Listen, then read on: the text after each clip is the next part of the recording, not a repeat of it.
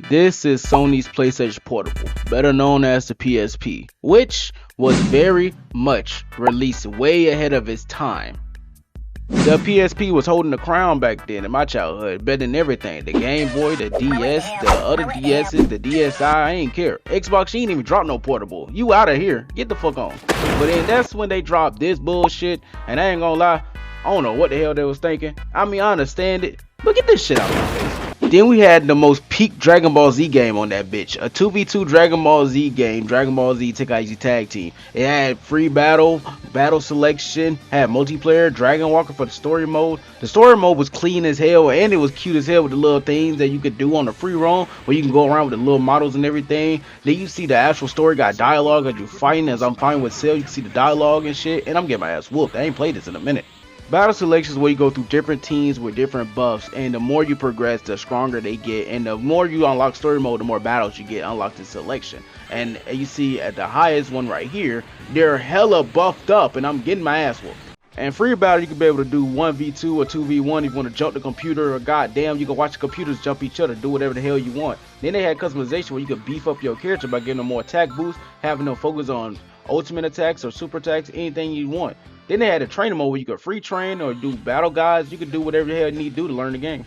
And in free battle, it had a decent amount of stages and some good battleground music. But the main thing was a new system beam mechanic, which allowed you to revive yourself in battle after you got KO'd with this new 2v2 mechanic.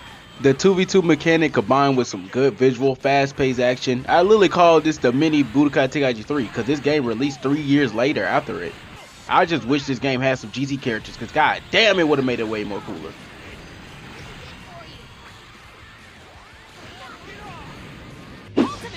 Now this is what I like to call mini Naruto Storm. Goddamn, some of the gameplay features were just like Naruto Storm. But this game was cool as hell for the PSP. It had an ultimate role with the story mode where you go when Naruto returned from the village 3 years after he was gone, all the way up to the 5K summit. It had a nice little board you could walk around with a little mini figure. And you had like, you can get little items and everything on the side. The conversation events was nice and it had nice dubs. What's with you and your ramen? Listen. Now that we're back, there was extra missions mode where you get items and everything to boost your characters, and you get Ryu and money to buy stuff to boost your characters for the harder missions. Cause goddamn, the more you do this shit, the more you get your ass beat. Then they had a lit ass gallery mode where you can look at wallpapers you earn from certain characters and you can save them to your PSP device and put them in the background. I did that shit as a kid. I thought I was cool as hell. Then they had where you could change the background music and listen to the songs, and they had where you could replay the finishing blows, which was the boss fights in the story mode. Then there were tab missions mode where you mostly go through missions where you fight certain duos and gimmicks and stuff, and you can play with a friend, or if you ain't got no friends, you can play with a computer. Lonely ass.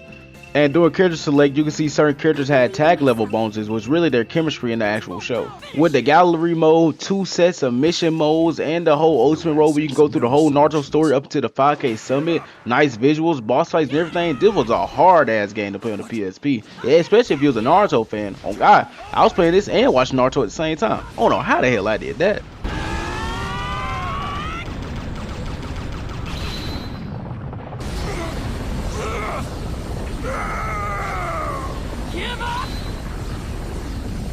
Trying to make me give up!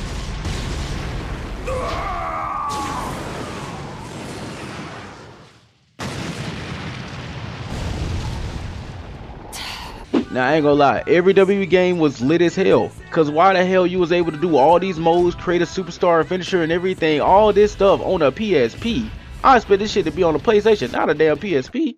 And playing this motherfucker was so fun. Able to do fatal 4-ways with screen rules, 6-man's handicaps, Royal Rumbles and everything. All this on a little device was a kid's dream come true.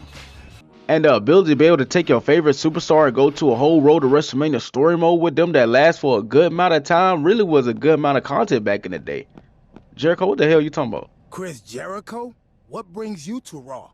Not that it's any of your business, but consider me a talent scout. Tonight, know that the best in the world will be watching you closely. Don't crack under the pressure, okay?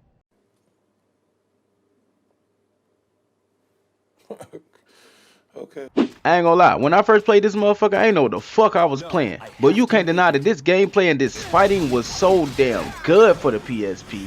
Back then, I ain't expect nothing like this to even drop on the game system, but look at how good these EX moves and everything. It had story mode, arcade mode, quick battle mode, communications mode for when you play with friends and everything, and it had a ton of goddamn characters that you could play with, learn new moves and learn new combos with and everything. And the gameplay and the stages was so amazing for a thing that came out of 2005. God damn, this was amazing.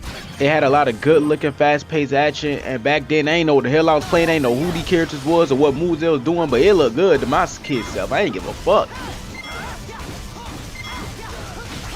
And for the final touch, fly away!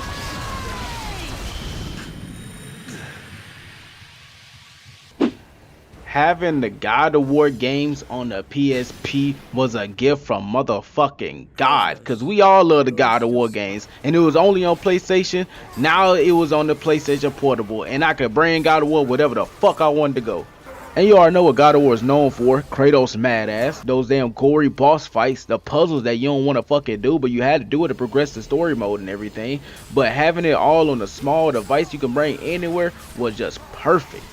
And was I the only one scared to play this as a kid? Like, it was on a small screen, cut it up in bed. Even though it was dark, it wasn't on no big screen TV and stuff. I could have easily turned it off.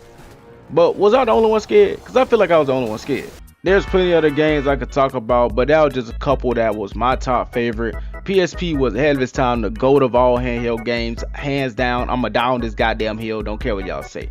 But I will cover the DS and the other ones because I'm not biased. Okay, I'm a little biased, but I feel like I can still talk about them and still put them in a good light. If you want that, let me know. Like, hit the subscribe button.